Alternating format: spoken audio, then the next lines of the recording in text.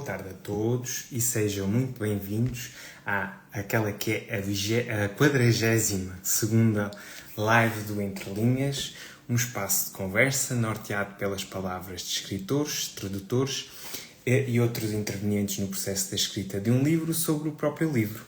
É entre linhas que as palavras surgem e nas entrelinhas descortinamos o seu significado. Esta 42ª live decorre no Dia Mundial do Chocolate e no feriado municipal de Figueira de Castelo Rodrigo, aqui tão próximo, e também já mencionado numa obra literária do Nobel português, José Saramago. Essa obra é Memória de Elefante. As letras conjugam-se mais uma vez com o mundo da botânica e por isso mesmo o convidado de hoje não poderia ser outro. Falo de Ivo Meco, nasceu em 1980 e passou a sua infância e adolescência em Sines, com a sorte de ter o mar e o campo perto de casa.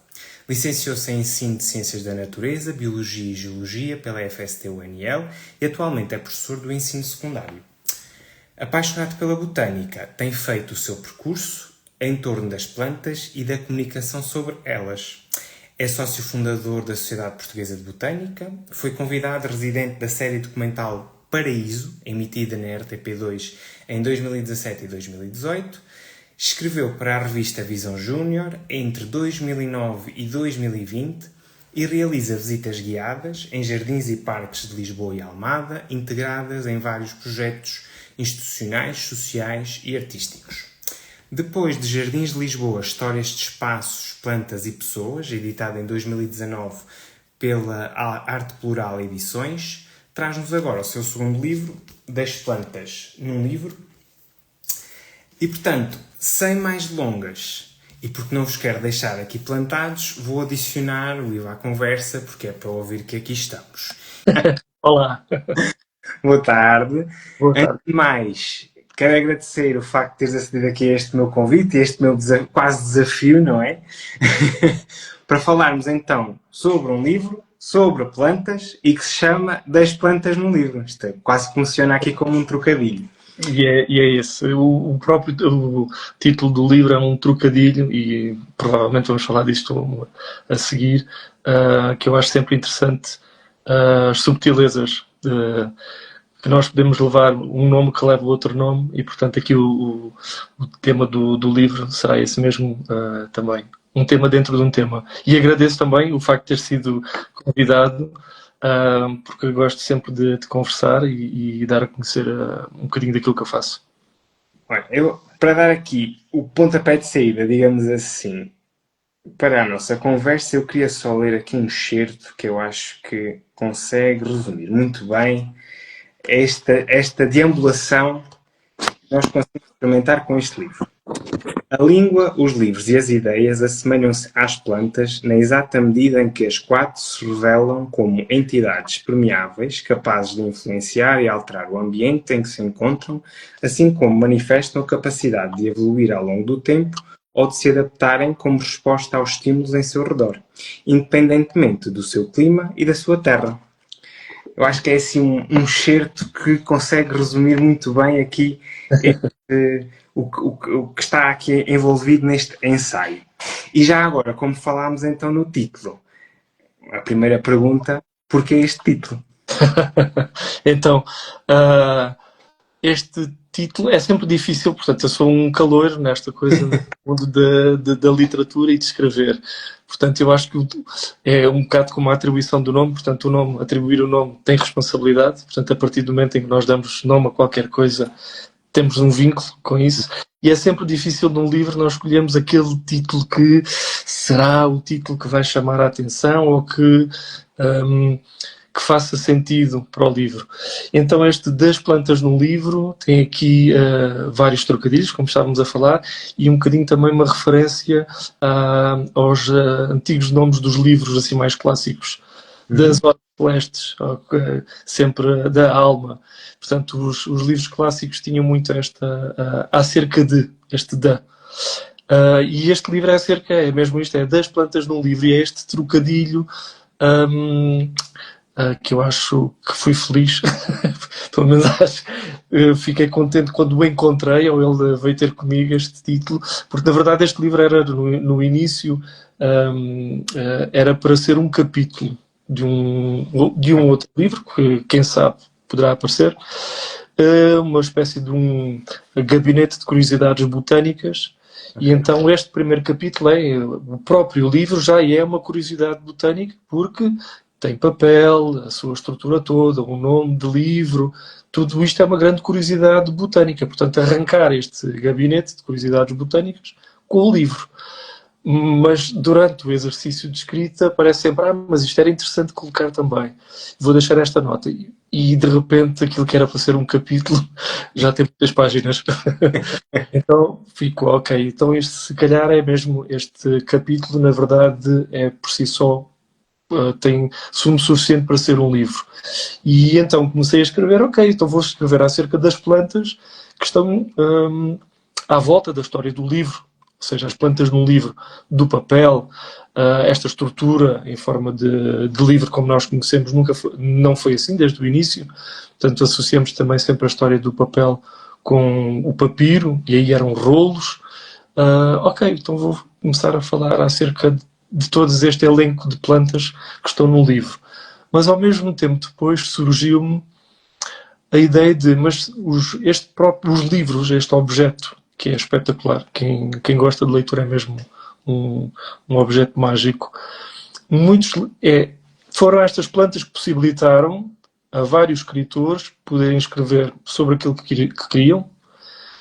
Então deixa-me procurar se nestes livros de literatura universal, seja o que for, um romance, ficção, de terror, fantasia, poesia, se estas mesmas plantas aparecem e surgem representadas. E então foi esta a segunda parte vou começar a procurar, um bocadinho quase arqueologia, procurar. E então é das plantas no livro, porque também são estas plantas que estão enunciadas e faladas, às vezes muito em passant, em literatura universal. Portanto, aqui estas das plantas no livro têm duas camadas do seu significado.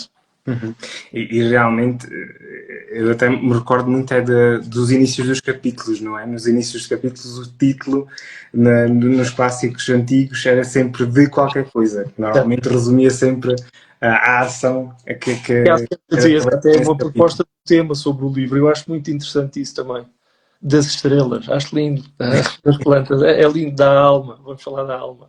Portanto, é mesmo, deixou-se de utilizar essa fórmula, que também, pronto, vale o que vale, e pensei, ok, não, porque este aqui é mesmo, os primeiros livros na forma de livro tinham estes títulos, então vou pôr da mesma forma. Portanto, tem esse significado também. E já agora que falaste aí nas referências literárias, eu queria tentar perceber como é que foi esta deambulação. Como é que foi esta pesquisa e esta recolha das referências literárias, que são imensas, e eu até fiquei aqui algo entusiasmado e algo contente por ver aqui mencionados dois livros que eu já tive aqui, com os quais já tive aqui conversas. Exato. Como é que foi este trabalho de pesquisa e de recolha destas referências literárias? Porque realmente imagino que deve ter sido assim uma tarefa hercúlea, não é?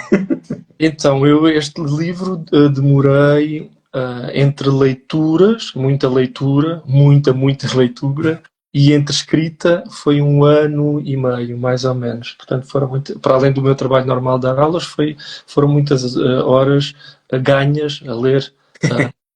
Portanto, não foi por dia, foi mesmo ganhas a ler.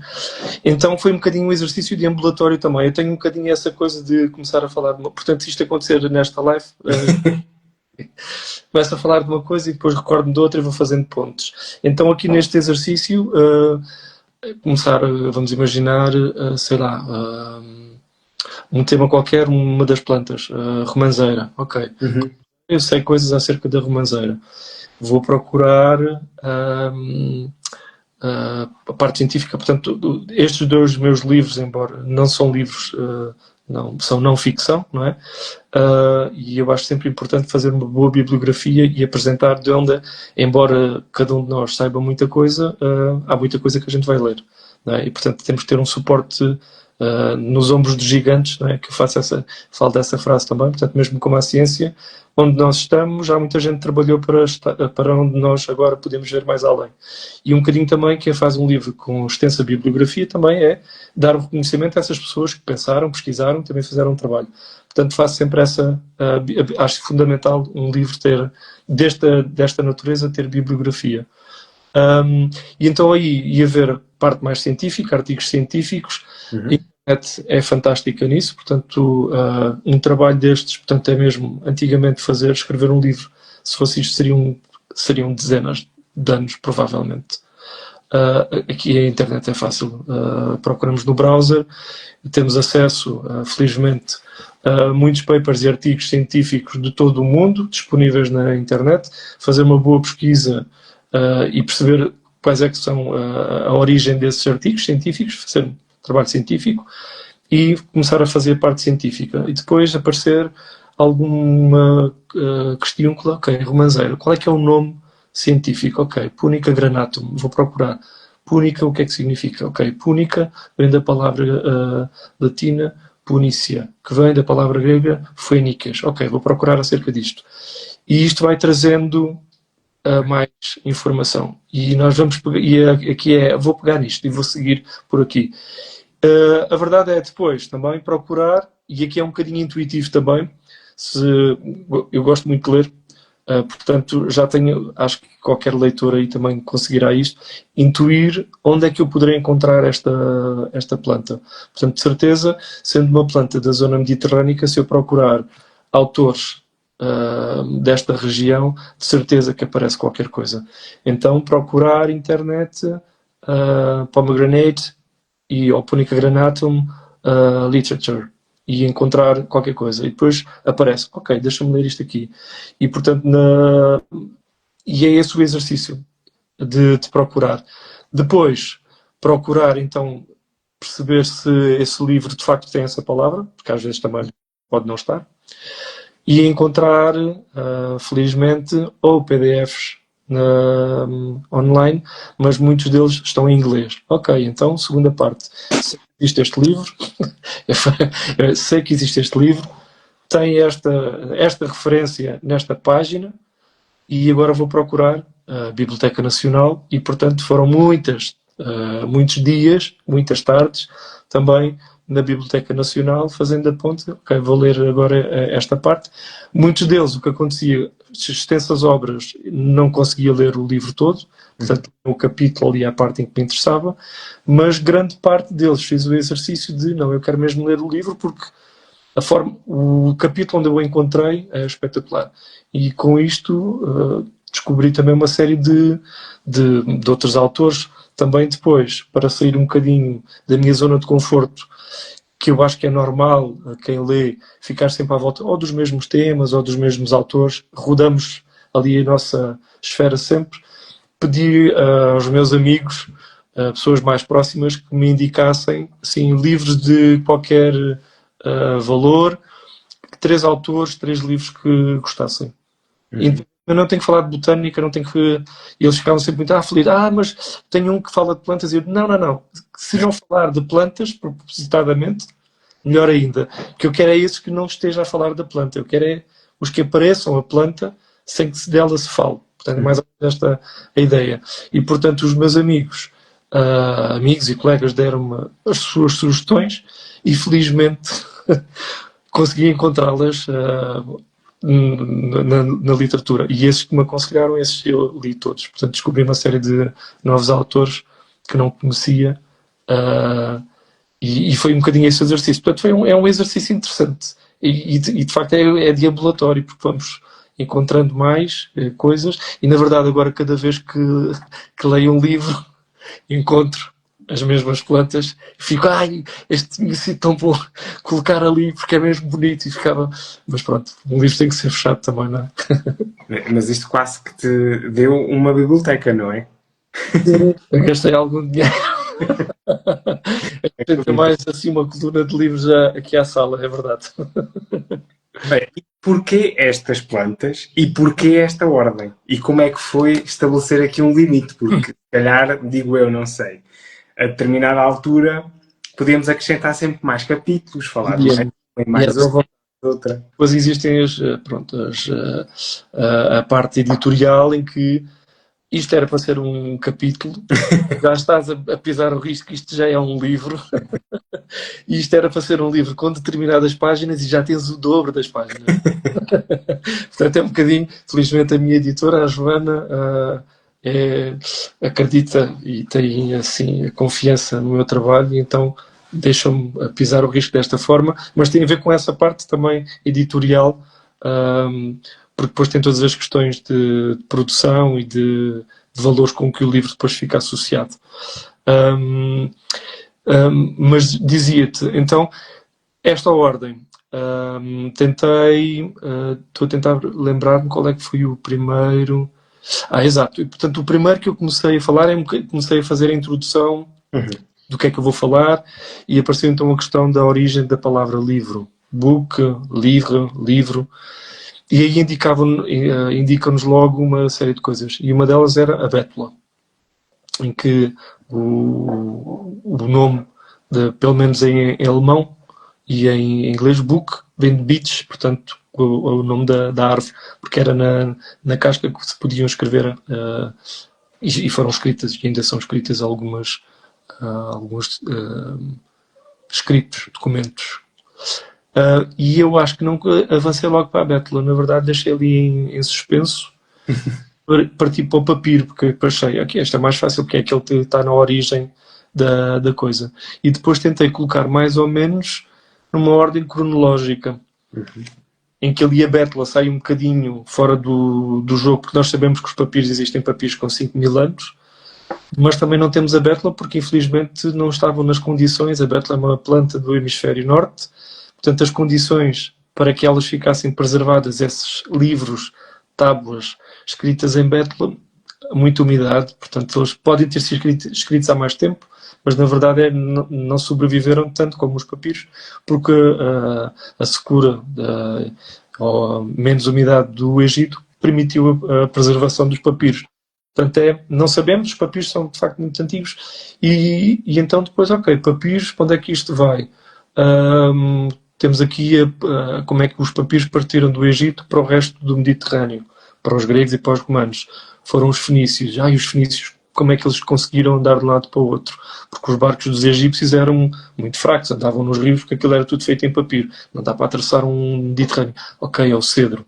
Ok, então esta árvore, ainda que não entre na história direta do papel, é fundamental para que ele tivesse sido propagado. Portanto, foi mais ou menos esta, deambulatório, mais uma vez, ir pegando pontas e tentar contar a história. Portanto, aqui a narrativa, eu quero falar de plantas, quero chamar a atenção das plantas que estão à nossa volta, mas a narrativa, ou seja, o subfilme que está a passar por baixo, é a história do livro, a história do papel. E, portanto, vou falando delas, tentando seguir essa linha. Claro está que às vezes, e como está ali no livro, depois da invenção do papel, tal como nós o conhecemos na China, eu faço ali uma suspensão dessa viagem em direção à Europa para falar do papel inventado na América do Sul, que não tem nenhuma relação, mas na verdade é fantástico a nossa espécie ter, independentemente do sítio onde nós vivamos, temos esta necessidade de comunicação e conseguimos ao longo da história inventar uma série de suportes. Então depois vou para essa parte do papel, a mate, a papel que os astecas e os maias escreviam, feito com casca de figueira, que ainda hoje é produzido, é um papel muito bonito, que se vê mesmo os veios das fibras, muito utilizado sobretudo, já não tanto para escrever, mas para pinturas. Portanto, há umas pinturas mexicanas muito bonitas em papel a mate. E depois voltei, portanto, mais ou menos essa é a história, e claro que tinha que culminar com o pinheiro e com o eucalipto, que foram aqueles que alimentaram de facto, e o eucalipto sobretudo, que é de onde essa primeira parágrafo, ou introdução que tu falaste, acerca da origem, da estranheza do que é exótico, do atual também hoje, politicamente, portanto, e falei então, culminando do eucalipto. O eucalipto foi dos capítulos mais difíceis que eu tive para escrever. Demorei muito tempo. Os outros foram relativamente fáceis, porque me enrolou e que traz muitas questões, de facto. E a minha abordagem, então, foi mesmo todas estas questões que o eucalipto levanta, ecológicas, também podem ser passadas para esta quase metáfora do que é exótico, o que é que não é, e do que é que nós achamos exótico, o que é que não é, e um bocadinho crítica esta parvoíce toda que está a haver agora dos fachos em Portugal. E o eucalipto é uma boa metáfora para isso tudo. E não, Político.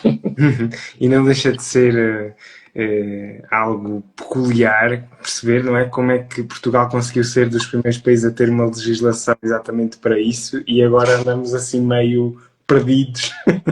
É muito interessante também, nós temos a legislação também para o cultivo e para a exploração do eucalipto, porque se percebeu ao final de uns anos que aquilo, afinal, a água desaparecia ali perto, portanto, ok, vamos plantar, mas com algumas regras. É muito interessante também perceber que Portugal é um dos primeiros países europeus e quase mundial, se não estou em erro, de legislação para a proteção de árvores de interesse interesse público e é nosso esse grande passo da história da proteção das árvores em ambiente urbano, e depois andamos assim, como sabemos também, em que cortamos e mutilamos árvores de uma forma muito vil. Portanto, de facto, nós temos legislação. Depois, às vezes, é lembrarmos a alguém que esteja lá e que...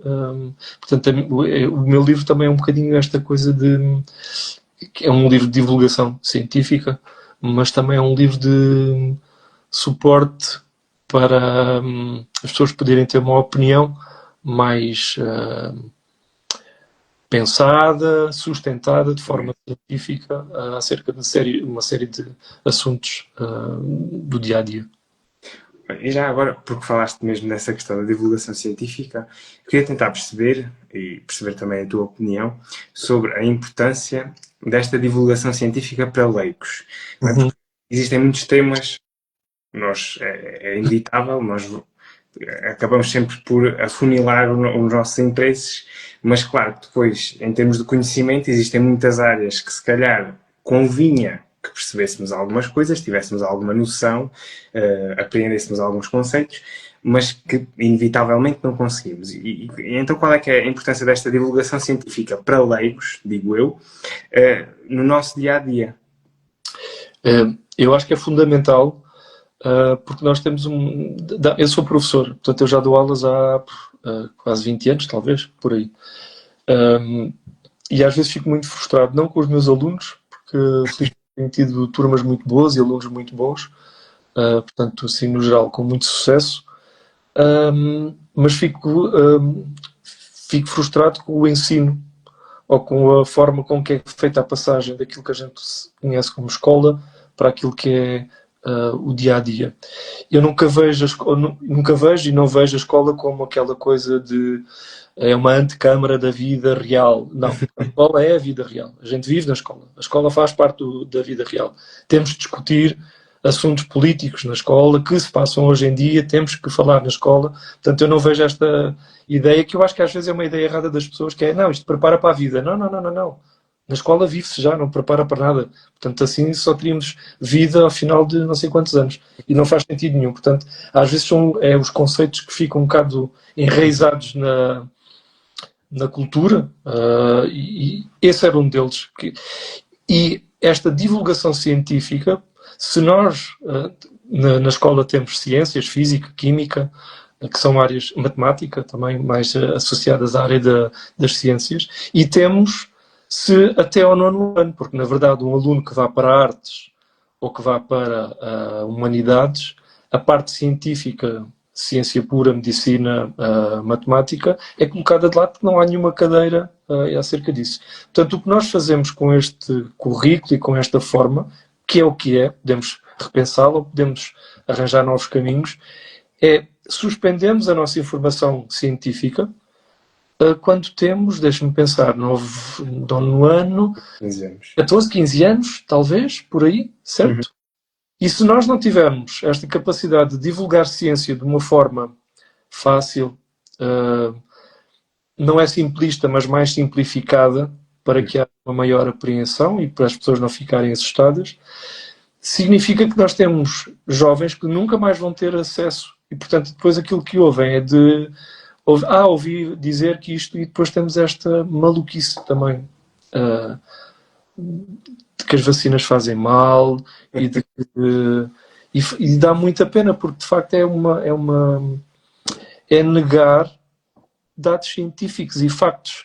E eu acho que até sou uma pessoa muito tranquila nisso, eu acho que qualquer pessoa pode ter as crenças que quiser, pode acreditar naquilo que quiser, desde que não ultrapasse o limite da liberdade do outro e que não coloquem a sobrevivência e a existência do outro em causa, tudo certo. Quem quiser acreditar em fadas, está tudo certo. Quem quiser acreditar em Deus, está tudo certo. Quem não quiser acreditar em nada, está tudo certo. Desde que isto não implique a sobrevivência e a liberdade do outro. Agora, isso é uma questão de crença. Quando estamos a falar uma questão de dados, factos científicos, em que são replicados e podem ser replicados em qualquer canto do mundo, seguindo as mesmas condições, então há uma maior segurança naquilo que estamos a dar. Portanto, este distanciamento escolar, que parece que só na escola é que podemos aprender alguma coisa, porque depois a vida é feita para produzir, que também é outra história que nos agenda para chegarmos a algum sítio que eu não sei ainda qual é e que nunca vamos saber, na verdade. É mesmo importante haver um maior investimento na divulgação científica. Notícias, passa muito pouco acerca de divulgação científica, o que é sempre assim, uma parangona qualquer, em que não explica porque é que aconteceu. Então, as pessoas às vezes ouvem aquilo e depois é tudo enviesado e a informação fica errada. Há algumas revistas científicas, mas eu acho que não são suficientes, até porque o modelo de revista, também com o aparecimento das redes e da internet, também alterou toda a dinâmica. Estava no outro dia a falar também antigamente, estamos a falar aí, século XX, século XIX, existiam revistas para tudo e um par de botas, revistas sobre agricultura, que era uma coisa fantástica, e escreviam-se artigos acerca da plantação da rosa, do eucalipto, do soeiro, e era uma coisa que era para toda a gente, portanto não era só académica. Existem revistas científicas, existem muitas, e é aí que também é suportado o trabalho de divulgação científica académica. Só que muito desse trabalho seria impossível uma pessoa leiga a ver gráficos e não dá. Então, eu acho que era importante haver assim uma série de pessoas que eu acho que me inscrevo nesse grupo. Não sou académico, portanto não sou doutorado nem nada disso, não faço trabalho em universidade, mas tenho responsabilidade de divulgar a ciência e divulgar informação baseada em factos. E eu acho que era mesmo importante. E quem diz ciência diz também história. É a mesma coisa, portanto é não ficarmos, e quem diz a história também, a própria literatura e a própria língua, eu acho que nos faz falta, estamos a simplificar o caminho, não vamos dizer que estamos, porque uma das tendências que assistimos, vamos dizer assim que é melhor, é a simplificação das coisas, e às vezes a simplificação, ou melhor, simplificar é importante para chegar. É a forma com que é feita que pode ser perigosa, acho eu. Portanto, acho mesmo importante, portanto, estás a ver, vou falando. Acho que é mesmo importante a divulgação científica. Aquilo que no fundo estavas a dizer é, portanto, vamos simplificando tanto que depois também, em termos da massa cinzenta, não é? Ela deixa de ser trabalhada. Claro, que é outra coisa também. Então, triturado. Certo. Que era um bocadinho também, estou-me a tentar lembrar quem é que era... o Sócrates, certo? Sócrates em que tinha um horror aos livros, portanto há ali um dos livros do Platão em que ele fala acerca do Sócrates, e o Sócrates, os livros é a ruína da memória do homem, porque a partir de agora, se nós escrevemos aquilo que oralmente estamos a falar e que está aqui, qualquer pessoa pode ler e na verdade ele não tinha razão, porque os livros são mesmo uma memória escrita, não temos essa de guardar, e é importante. Mas, na verdade, agora com todas as tecnologias, as pessoas procuram. Portanto, na verdade, é só que procuram, e há muita desinformação, como nós sabemos. Portanto, corremos o risco de estarmos a desenvolver gerações que deixam um bocadinho aquém esta capacidade de pensar um bocadinho mais além. De pensar e de ser críticos e de refletir, não é? Sobre tudo aquilo que vem, não é? Eu, por acaso... Certo, e também não ter como tudo... esta coisa de termos tudo já preparado à nossa frente. Sim, sim. Eu tento sempre aos meus alunos não, vão um bocadinho mais além, não fiquem, eu sempre que preparo uma aula, preparo sempre mais do que aquilo de que eu vou falar, porque eu sei, porque eu quero estar preparado se me perguntarem alguma coisa, e quero fazer relações, e na minha cabeça tem que haver aqui uma constelação de conhecimento que me faça sentido. E às vezes é muito difícil esta coisa de tentar perceber, de ser crítico, que às vezes também... os alunos não precisam de usar a memória. O que é importante é as competências para fazer qualquer coisa. E, na verdade, como é que eu posso ter competência para fazer qualquer coisa se eu estou vazio de memória, se estou vazio de conhecimento? Não consigo fazer pontos. Portanto, como é que eu consigo raciocinar sobre um tema qualquer se eu cá dentro não consigo ir buscar nada, não tenho? Portanto, grandes enganos, na minha opinião, acerca da escola, que é, memorizar, não. Esta coisa no que é importante é que a escola ensinar a fazer um IRS, que falava imaginal-te com o Carlos. Não faz sentido nenhum esta coisa.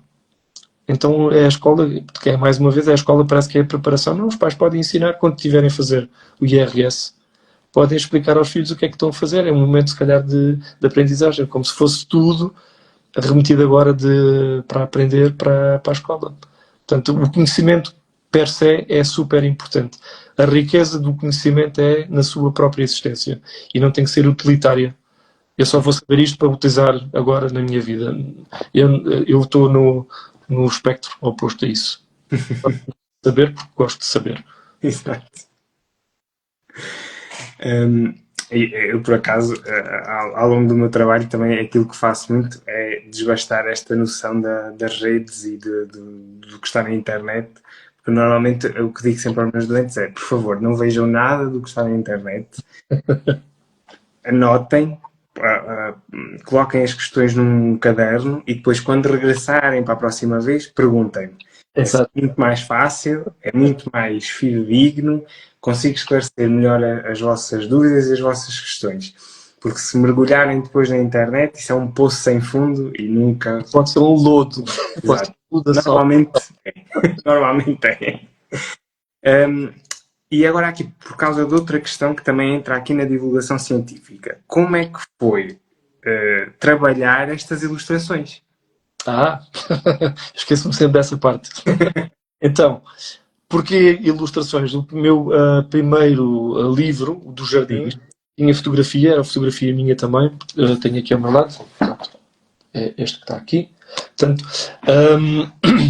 tinha fotografia também. E, na verdade, depois mais uma questão editorial. Tudo o que é com cores encarece muito mais. E eu também, na verdade, eu não estou a pensar vou receber uma fortuna com a venda de um livro, não. É muito mais um investimento aí mental e intelectual do que propriamente é maior essa riqueza, tenho a certeza absoluta, do que aquilo que vem de retorno. E percebo que num livro com fotografia encarece muito mais. Então, como isto era para ser um capítulo, para ser um livro, e um livro que é o dobro do tamanho, eu pensei, fazer fotografia, porque senão isto vai ficar um livro muito caro e eu quero mais que isto passe do que propriamente haja aqui um valor que, portanto, não, tenho que arranjar aqui uma solução. E na verdade depois, como falo de tantas plantas, pensei, não, vou se calhar fazer em cada, como estou centrado numa só espécie, vou fazer então uma ilustração, preto e branco, é um traço, que não implica cores, portanto fico tranquilo com esta questão de encarecer a produção do livro. E como é que foi fazer isto? Então, fiz uma formação há uns anos com o Pedro Salgado acerca de ilustração científica, mas sempre tive muito jeito para fazer desenho, para desenhar, para pintar. Portanto, é uma coisa que me é relativamente fácil. Esquemas, os meus alunos gostam muito dos esquemas que eu faço, para eles perceberem quando estou a explicar. Portanto, na verdade, para mim foi muito fácil fazer esta técnica. Portanto, é uma técnica de desenho científico, que é escolher fotografias, uma boa fotografia que representa aquilo que nós queiramos, uma ou mais fotografias, e na verdade depois fazer a composição com essas partes. E a parte mais difícil é estar a fazer ponto a ponto, em vez de linhas, estar a fazer ponto a ponto sobre um papel de arquiteto, sobre a fotografia, e ter paciência para estar a fazer depois os sombreados todos. E é isso. Portanto, na verdade, aquela fotografia que eu acho que é das que eu mais gosto da Romã, é uma composição em que fui procurar o fruto com as folhas, a flor a abrir e a flor aberta. E então peguei nessas várias fotografias e desenhei tudo em papel, num só, e depois por cima foi fazendo os pontinhos. É bom para estragar os olhos. Imagino que sim, imagino que sim. Mas por acaso, pronto, ao estar ali e depois vendo as ilustrações, eu não pude deixar de me lembrar que eu, agora também conjugando isto com o tema da escola, eu no 6º ano, salvo erro, portanto aqui é uma vida atrás, na cadeira de área e projeto, um dos projetos que nós desenvolvemos ao longo de um trimestre foi fazer um herbário. Okay. Fomos para o espaço da escola e fomos então recolher todas as folhas que conseguíamos para depois as categorizar e as desenhar o melhor possível, não é? Para um miúdo de 11 anos, mais ou menos, na altura. E, portanto, isso fez-me recordar, também é o bom dos livros, não é? Depois também desengatilhar estas memórias que nós temos. Fez-me recordar esses momentos também. Boa, ótimo. Ainda bem.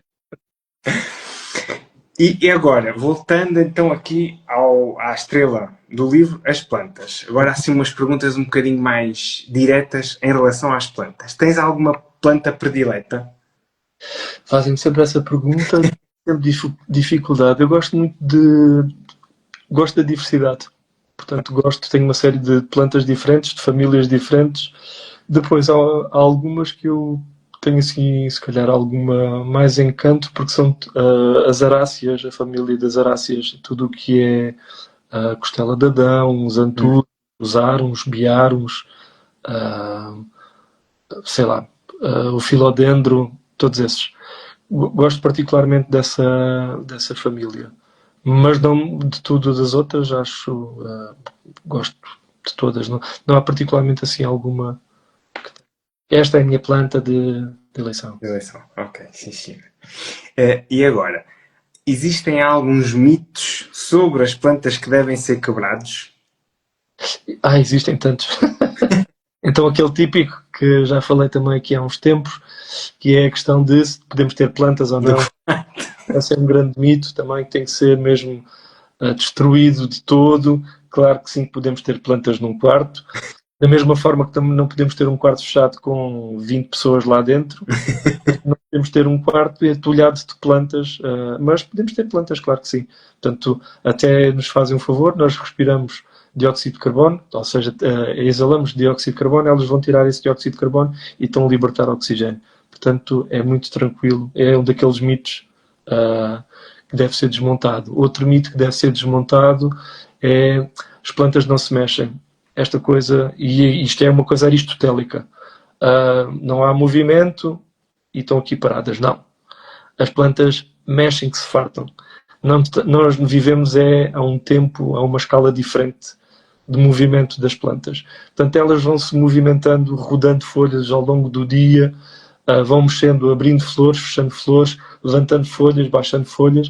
Portanto, elas têm um movimento brutal. Tudo o que cresce em relação ao sol, desvia em relação ao sol. Portanto, elas mexem-se. Não é a mesma escala. Portanto, é outra daquelas coisas também que temos que desmontar o mito de não, estão paradas. Mais mitos que nós podemos... Não sei, sabes algum que queiras... Eu fiquei encantada com a resposta desse do quarto, porque principalmente com a outra parte. Não faz sentido nenhum esta coisa, porque se nós tivermos alguém a dormir ao nosso lado, a pessoa está a exalar dióxido de carbono e está a consumir oxigênio tal como nós estamos. Então, porque é que uma planta que está num potezinho me vai fazer alguma coisa. Mesmo daquelas coisas. Outra coisa também, se calhar, esta coisa de, como é que é? É a terminologia, não é tanto o mito, mas plantas de casa e plantas de rua. Como se alguma vez na história da evolução tivessem evoluído dentro de uma casa. Portanto, as plantas podem ser. Eu percebo a ideia, mas às vezes as pessoas ficam, não, isto é só uma planta de casa, só pode estar em casa. Depende da planta, depende do clima, depende das condições que nós possamos dar a essa planta. Portanto, aquela ideia de uma planta tropical, não, só pode ter em casa.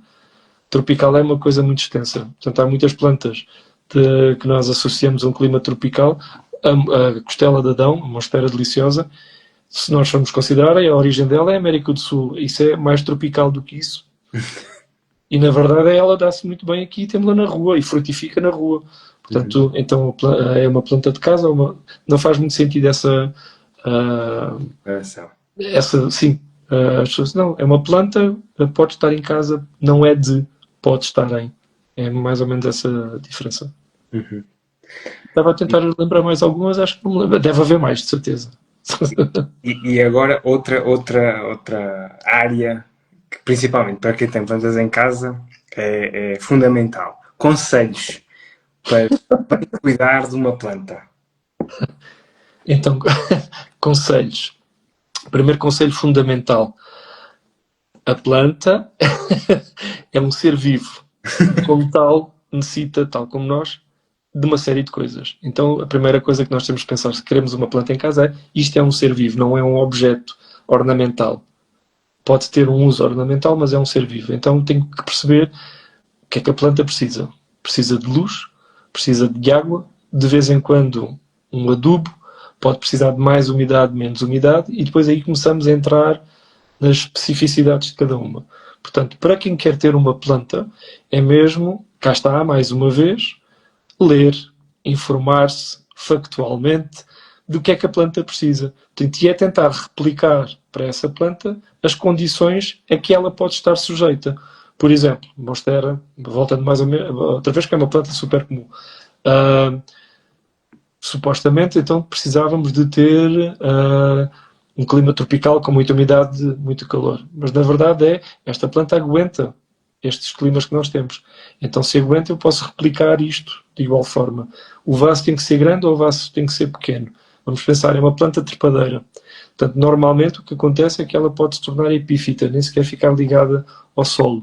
Se fica epífita, então não precisa de grande quantidade de solo. Daí que as monsteras podem ficar muito grandes com uma pequena porção de solo. Desde que eu vá ou juntando mais solo, substituindo solo, ou adubando, ela vai criando raízes aéreas e vai tentando... Portanto, aqui o segredo de ter os dedos verdes é compreender qual é que é a planta e o que é que ela necessita. E ler, procurar, informar-se. Esta coisa de os catos não precisam de água. Precisam. Tem que ser regados também. Porque se não forem regados, eles morrem. O cato precisa de água. Não precisa com a mesma frequência que outra planta. Não é? Portanto, se calhar um cato durante o inverno, se for regado 1, 2 vezes, está tudo bem. Não convém que ele fique com as raízes úmidas. Portanto, pouca quantidade. Quando chegar o verão, colocá-lo bem exposto ao sol e pode, uma vez por semana, pode ser regado, porque é a altura em que ele está a crescer. Portanto, aqui é um bocadinho esta coisa de não precisa que é um cato, não façam isso. Não precisa. Ou pode deixar de ser. Vai ficar um bocado seco. Vai morrer. E a verdade é essa. E agora uma pergunta assim, que é quase para nós refletirmos exatamente pelos períodos que estamos a viver e principalmente por algumas medidas políticas que estão a ser tomadas. O que é que nós, e o que é que nós enquanto cuidadores de plantas, e o que é que as próprias plantas podem fazer, podemos fazer em conjunto, para tentarmos combater este ciclo das alterações climáticas? O que é que, eu sei que isto é quase uma pergunta heroica, mas pequenas coisas que nós possamos fazer nesta nossa relação com as plantas. Aqui, eu acho que há estudos feitos, por exemplo, a quantidade de árvores que nós temos nas cidades, ainda que sejam muitas, são sempre insuficientes. Uhum. Porque, na verdade, nós precisamos mesmo de grandes áreas florestais e de verde, falando nas cidades, porque é aquela onde nós, espécie, rapamos mais e não nos lembramos disso. Portanto, eu acho que a melhor forma, posso ser aqui agora coçado muita coisa, a melhor forma para quem tem plantas e o que é que pode fazer com as plantas é, na altura das eleições, selecionar os partidos que de facto falem acerca das alterações climáticas e que soluções é que esses partidos apresentam para as alterações climáticas. Porque, na verdade, eu posso ter o meu pátio cheio de plantas, mas é insuficiente para a resposta que esta pequena mancha pode dar. Sim, vamos continuar a ter plantas em casa, vamos continuar a ter nas nossas varandas, mas mais significativo é que políticas é que são feitas acerca, por exemplo, da agricultura, que políticas é que são feitas acerca da proteção das florestas, do uso do solo. E eu acho que aí é a melhor forma, é nós estarmos mesmo atentos, politicamente, quem é que o faz. Portanto, porque mesmo politicamente é a junta de freguesia que vai cortar as árvores ou pôr herbicidas, ou por outro lado, certo? Portanto, nós estamos aqui, esta coisa do não gosto de política também não faz sentido nenhum. Deixem-se disso, todos nós somos animais políticos. Todos nós nos posicionamos, exato. Todos nós nos posicionamos em relação ao mundo. O que não quer dizer que temos que ser políticos no sentido de ter que ir à Assembleia trabalhar. Mas fazemos de outra forma, que ainda o podemos fazer, e espero que continuemos a fazer, que é votar e dar força à voz de quem nós elegemos. Portanto, acho que a melhor forma mesmo é perceber politicamente quais é que são, e nós já percebemos, nos tempos que correm, saiu esta semana, portanto, os partidos que votaram contra toda a fronte, não é, da litoral à frente de Grândola, isto é significativo. Portanto, e pensar a chamada, que eu acho também piada, a extrema-esquerda, que são esses malvados que querem ter um futuro melhor, que reduzam as emissões para podermos alterar isto, este extremismo todo, desgraçados, malvados. Isto é para o bem de todos. Portanto, quem está a lutar ou quem dá a sua voz a que se reduzam as emissões, em que se reduzam os cortes das árvores, em que se reduzam o uso de adubos, por exemplo, ou de pesticidas, inseticidas, na verdade não é para ele próprio. É uma vontade cidadã e comunitária. Quando nós temos alguém que defende soluções que só algumas pessoas é que vão usufruir disso, então aí se calhar temos que tomar atenção. Não é? Portanto, eu acho que é mesmo que toda a gente deve continuar a plantar, mas politicamente é perceber o que é que é feito na minha rua, o que é feito na minha cidade, o que é feito no meu país, e a partir daí se calhar conseguimos mais alguma coisa. Não devemos brindar tudo com um copo de vinho verde, não é? Exato. Olha, esta é a última pergunta desta primeira parte. Ok. Quais são os projetos para o futuro? Se já tem alguma coisa. Já estão a ser desenhados, portanto não abandonei a ideia do gabinete de curiosidades. Portanto, está cá ainda, portanto há de aparecer qualquer coisa. E entretanto também depois eu às vezes eu demorei muito tempo do primeiro livro, que foi em 2019, e depois veio a pandemia e aquilo afetou-me pessoalmente, fiquei afetado como outras pessoas. Estava muito difícil de produzir, de pensar, mas felizmente aqui perto da minha casa existe um parque, o Parque da Paz, que é em Almada, que é um parque muito grande, que felizmente tem zonas de herbáceas, tem prados de herbáceas muito grandes, portanto espontâneas. E naquela altura, portanto, os chamados passeios higiênicos, fiz bastantes e era bom porque podia, uma vez para que evitar cruzar-me com pessoas, feitas a várias horas. Portanto, muito madrugada, acordar ao ouvir a passarada, acordar de madrugada e ir passear para o parque e depois voltar para casa. E durante essa altura fui escrevendo algumas coisas, muito pouco, ideias.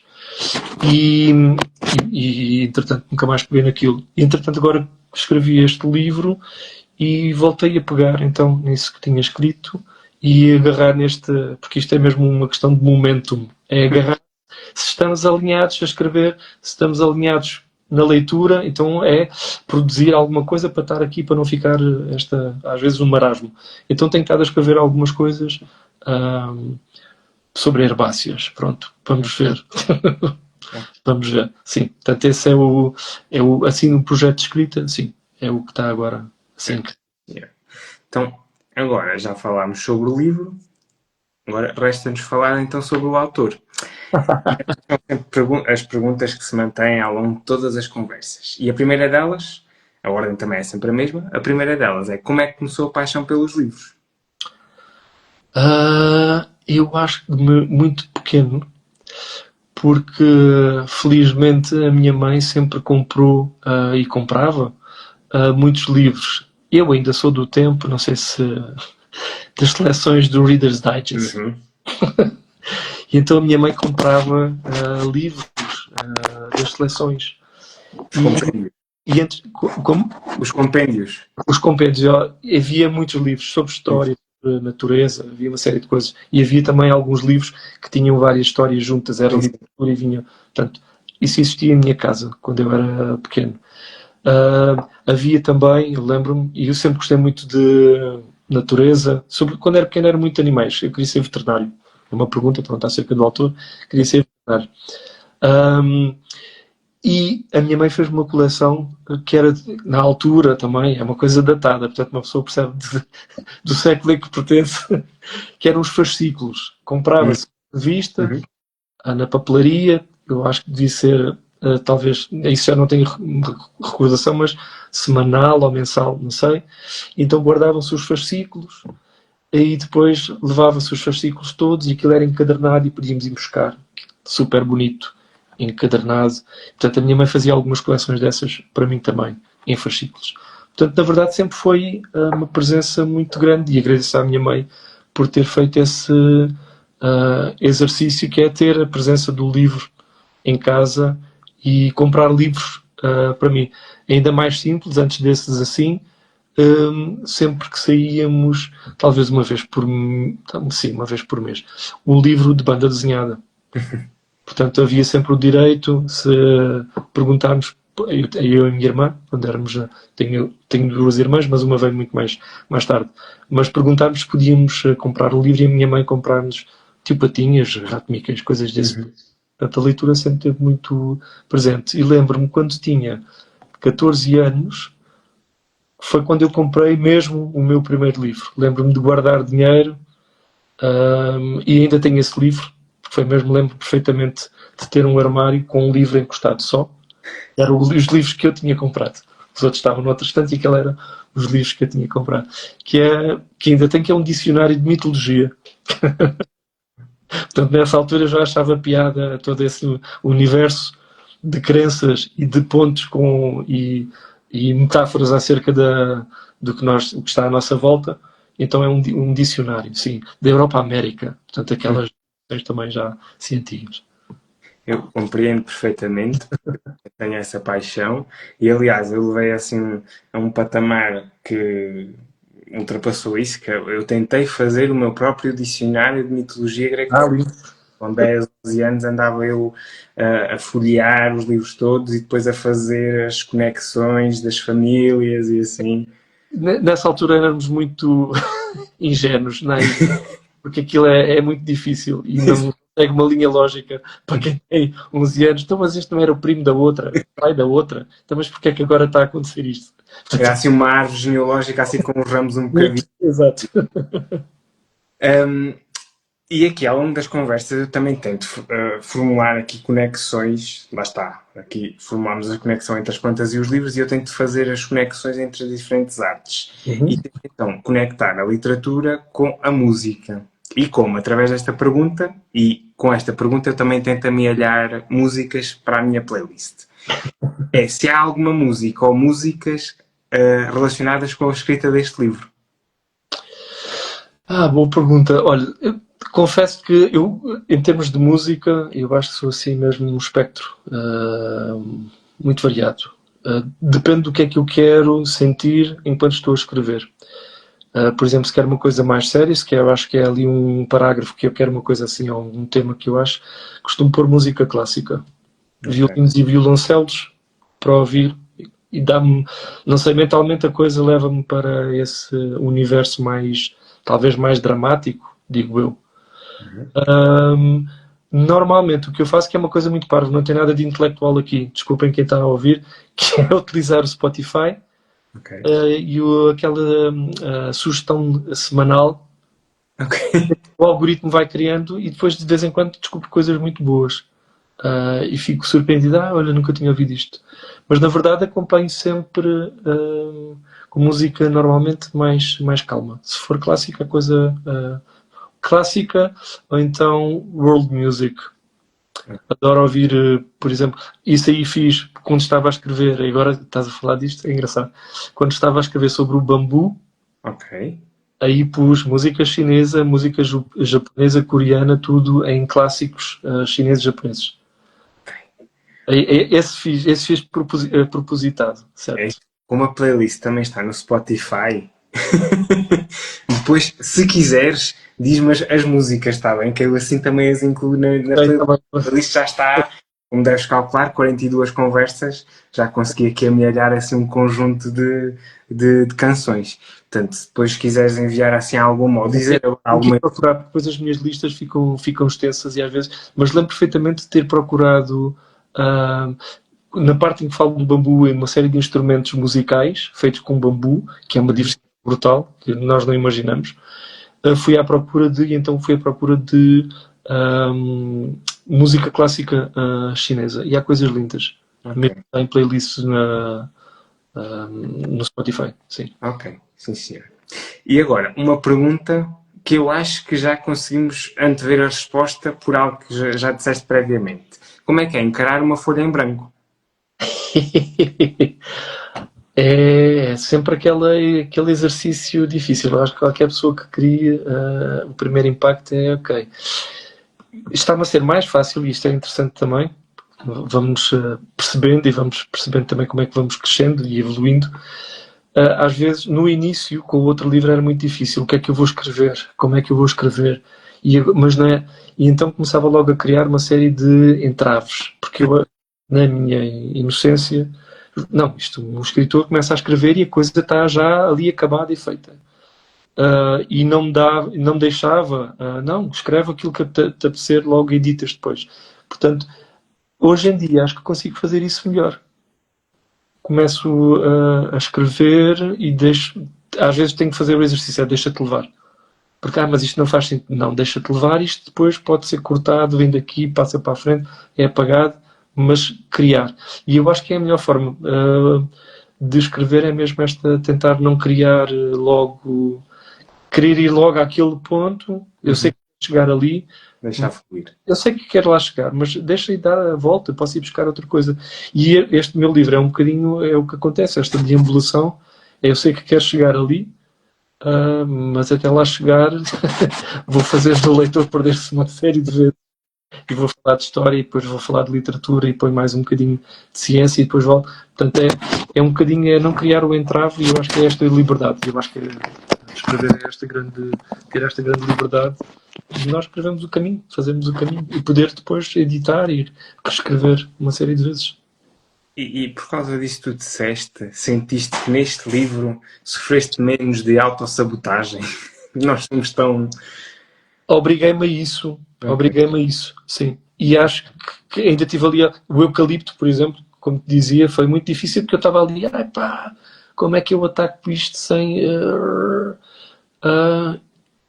E foi mesmo um exercício até que e aí eu tive mais era o último capítulo, portanto sabia que pá, tenho que acabar, já tinha algum, penso que aí já tinha uma data para entregar, portanto a coisa também já fica meio terminada, portanto sei que tenho que acabar isto.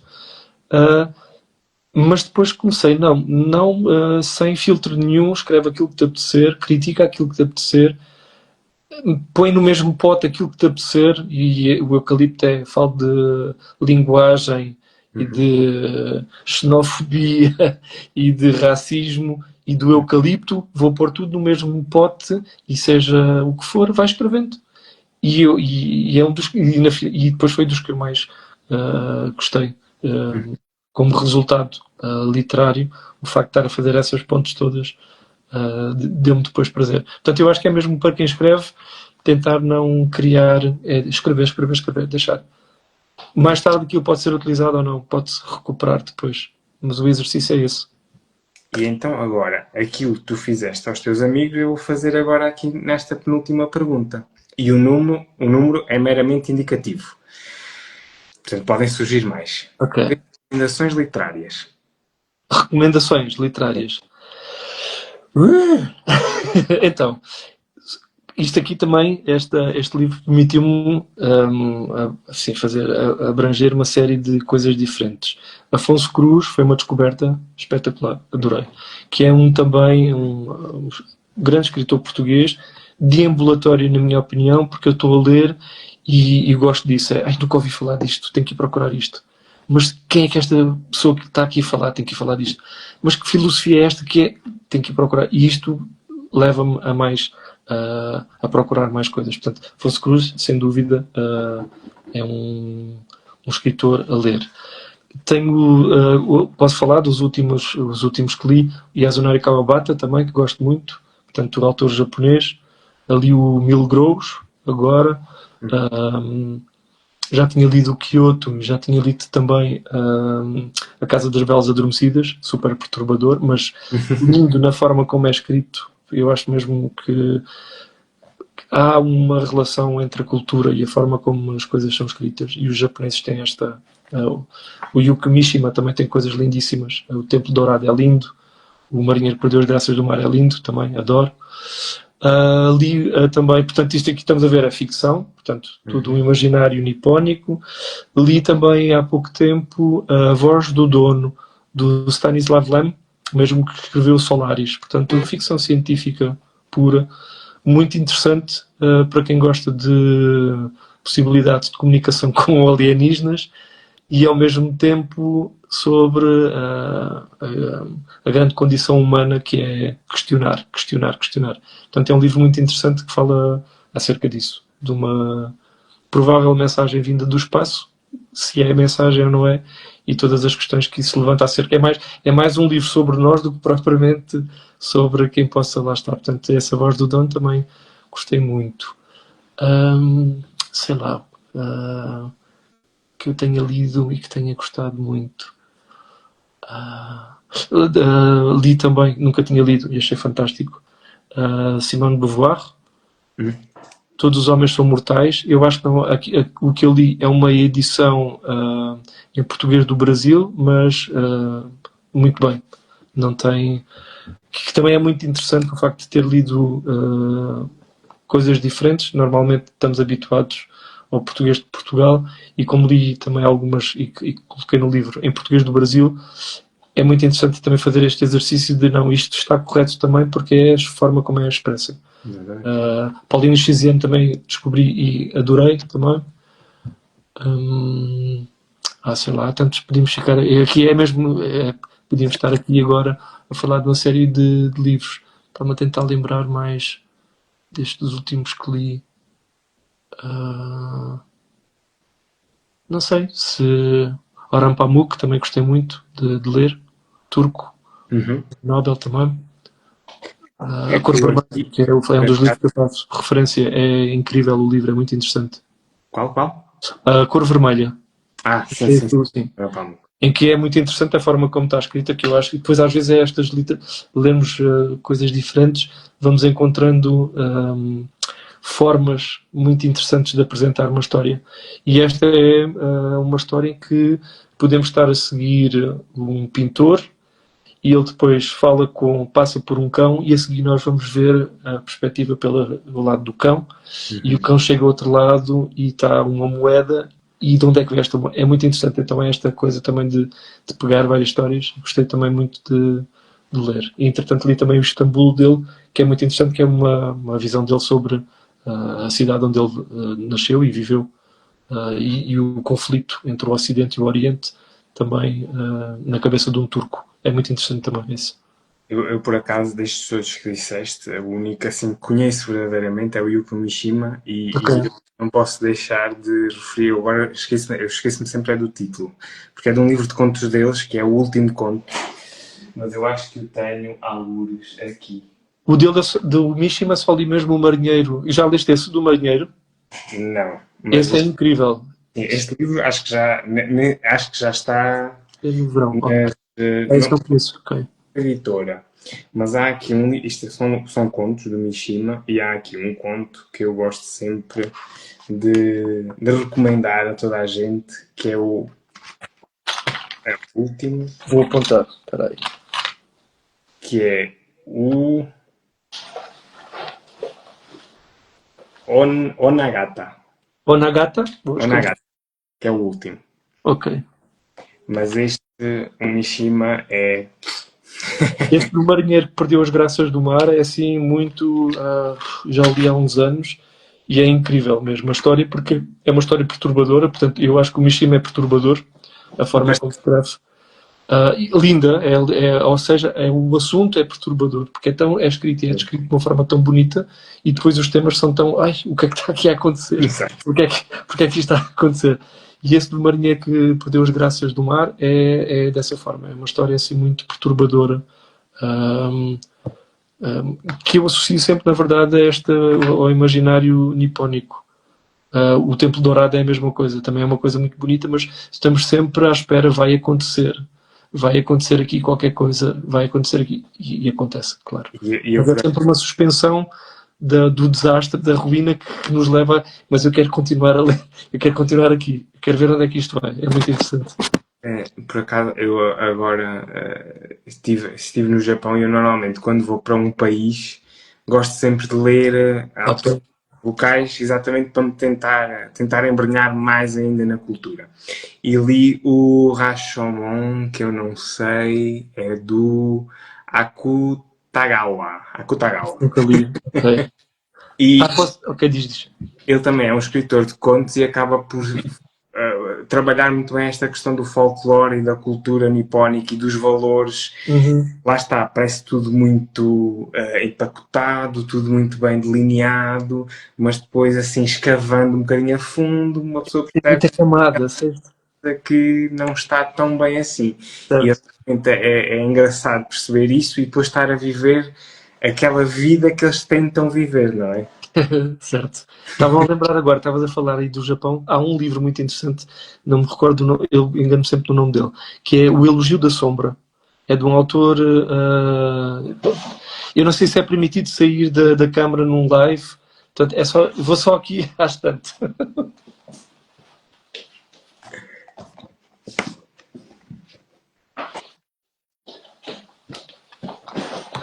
Exato, este aqui, Junichiro Tanizaki.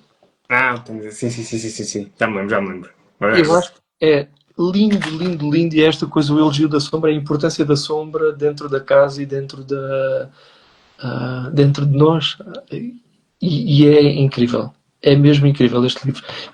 Uma coisa muito fininha, aconselho, leiam este livro, porque é muito bonito, porque fala acerca da importância da sombra na arquitetura japonesa e de todo aquele imaginário que nós temos, mas porque é que a importância desta sombra também para as questões humanas. É muito bonito, mesmo, sim.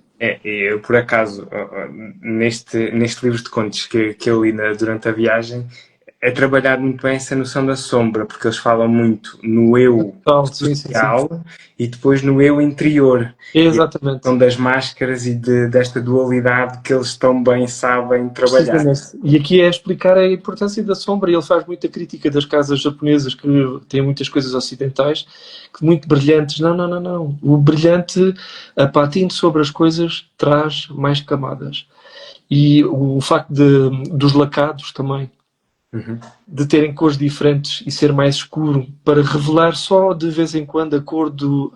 É, é fundamental. Eu acho que é mesmo para perceber a cultura nipónica, para quem gosta, é um bom livro para pensar. Estava a lembrar-me, e lembro-me agora de repente também de outro, porque tenho estado a fazer assim uma review de Hitchcock, da Daphne de Maurier, que foi, acho que Daphne de Maurier, acho que é esse o nome, certo? Que foi a que escreveu Os Pássaros. Portanto, o livro dela, Os Pássaros e Outros Contos Macabros, é incrível também, tem contos muito, muito bons. Um bocadinho também como os contos macabros da Olga Tartzuk, que também foi prémio Nobel, muito interessante também, é uma boa leitura, também aconselho. Que tem aquele livro que ela também escreveu, dos ossos, como é que é? Conduz o arado sobre os ossos. Exato, que é também incrível.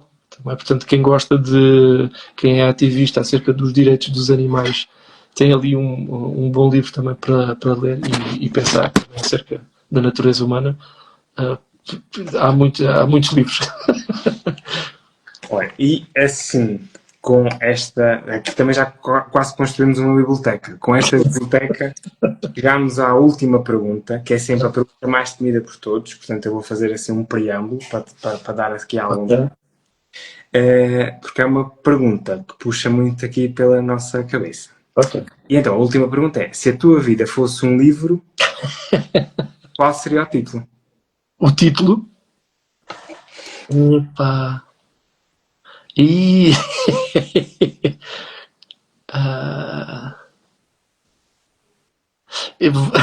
talvez seja muito fácil, desculpem. Utilizando a mesma forma do título meu. De um homem no mundo. Ok. Sim, senhor. Portanto, não podem roubar agora, porque eu acho Exato. que Tem direitos de autor.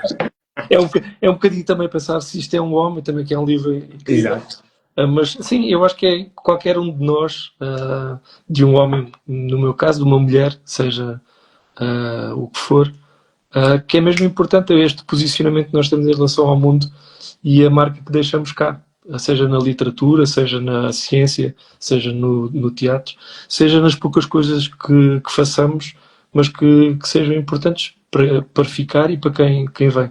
Portanto, acho mesmo esta... da mesma forma que como cada livro é um livro e tem uma leitura diferente cada vez que nós regressamos e por quem é lido, eu acho que qualquer um de nós é também uma história única e portanto deve ser vivida de uma forma muito especial. Ok, sim senhor. Anotado. Anotado. Pronto, e então terminamos a nossa live. Muito obrigado. Tido aqui nenhuma tarefa, nenhum dos trabalhos de Hércules. Nenhuma ideia, não. Não sei se queres dizer mais alguma coisa, então, sobre as plantas e das plantas num livro. Se quero... Queres dizer mais alguma coisa sobre o livro? Então posso... Sim, posso. Então, para quem estiver em Lisboa ou Almada, no dia 19 de julho, é um sábado, e eu acho que vai ser às 6 da tarde, vou fazer uma apresentação na Casa do Jardim da Estrela. Ok. Portanto, vou fazer uma apresentação do livro e visita guiada, porque há muitas espécies que eu falo no livro que existem no jardim, portanto, vou fazer isso. Vai ser mais de ambulatório ainda, não é? Mais de ambulatório, portanto, aí é também perceberem aquelas... eu costumo fazer visitas guiadas em alguns jardins e faço apresentações em alguns jardins. Então, mais ou menos esta deambulação do livro é aquilo que eu vou fazendo. Falo de uma planta e falo depois de outra coisa e andamos ali um bocadinho à volta das plantas. E no dia 23 de julho, portanto isto é um sábado, 23 de julho, é uma quarta, eu vou fazer também a apresentação do livro, aí de uma forma mais normal, na biblioteca do Fórum Romeu Correia, que é no centro de Almada, portanto vai ser feita uma apresentação aí do livro, com umas leituras e assim uma coisa mais... E é isso, acho eu. Sim. Ok, sim senhor. E espero que gostem da leitura, se ficou alguém interessado, e podem entrar sempre em comunicação, se há alguma dúvida que tiverem. Ok, sim senhor. Ok. Obrigado por esta conversa. Espero que tenhas gostado aqui deste... Muito. E até uma próxima. Até uma próxima. Obrigado. Abraço. Obrigado. Abraço grande.